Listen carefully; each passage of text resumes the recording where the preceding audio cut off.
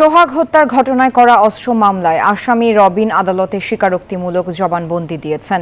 শনিবার বিকালে তার জবানবন্দি রেকর্ড করা হয়। 2 দিনের রিমান্ড শেষে রবিনকে আদালতে হাজির করে পুলিশ। আবেদনের প্রেক্ষিতে তার জবানবন্দি রেকর্ড করেন ঢাকার মহানগর হাকিম হাসিবুল্লাহ গিয়াস।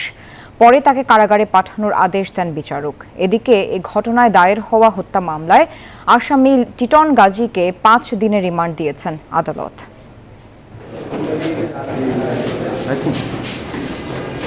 এক্সট্রিম মশার কয়েল প্ল্যান্ট ফাইবার দিয়ে তৈরি, তাই সহজে ভাঙে না, সুগন্ধিযুক্ত ও নিরবিচ্ছিন্নভাবে জ্বলে। ডেঙ্গু, চিকুনগুনিয়া বাহি সহ যে কোনো মশার বিরুদ্ধে দেয় এক্সট্রিম সুরক্ষা।